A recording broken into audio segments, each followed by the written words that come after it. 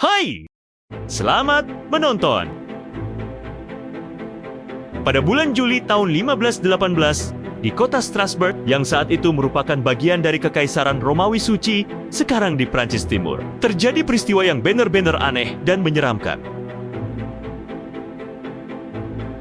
Dimulai dari seorang wanita. Seseorang mulai menari di jalanan dan tak bisa berhenti. Seorang perempuan bernama Frau Trove tiba-tiba keluar ke jalan dan menari selama berjam-jam, tanpa musik, tanpa alasan, tanpa bisa berhenti. Dalam beberapa hari, belasan orang isatikatan menari yang membuat ini makin aneh. Mereka tidak menari karena senang, melainkan seperti kerasukan.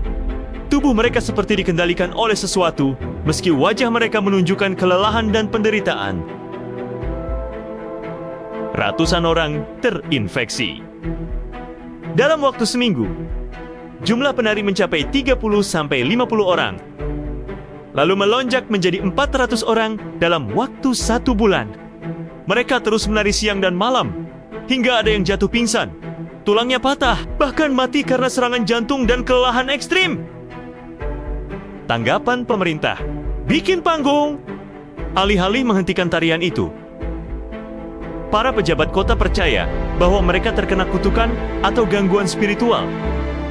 Solusinya, mereka membangun panggung, menyewa pemusik, dan memberi lebih banyak ruang untuk menari.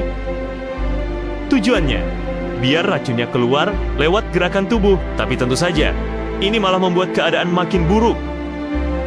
Penyebabnya apa?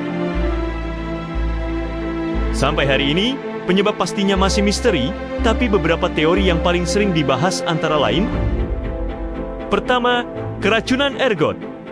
Jamur yang tumbuh di gandum basi yang mengandung zat seperti LSD alami bisa menyebabkan halusinasi dan gerakan tak terkontrol. 2. Histeria massal. Gangguan psikogenik massal. Kondisi psikologis kolektif akibat tekanan sosial, kelaparan, penyakit, dan trauma, menyebabkan gejala fisik tanpa penyebab biologis jelas. Ketiga, fenomena ritual atau kepercayaan kuno. Ada dugaan bahwa tarian ini adalah bentuk ritual keagamaan yang menyimpang. Mungkin karena panik menghadapi wabah atau kelaparan. Kenapa ini menakutkan? Bayangkan kamu berada di tengah kota, dan mulai satu persatu, orang mulai menari seperti orang kerasukan, siang malam, tanpa jeda. Lalu mulai meninggal satu persatu, tanpa musik, tanpa tawa.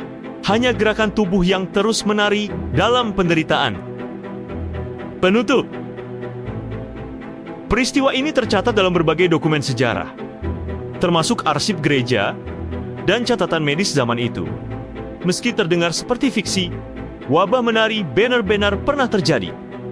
Dan hingga kini masih jadi misteri besar dalam dunia sejarah dan psikologi. Demikian cerita unik sejarah dari belahan dunia. Kalau kamu suka, jangan lupa subscribe agar tidak ketinggalan kisah lainnya. Terima kasih.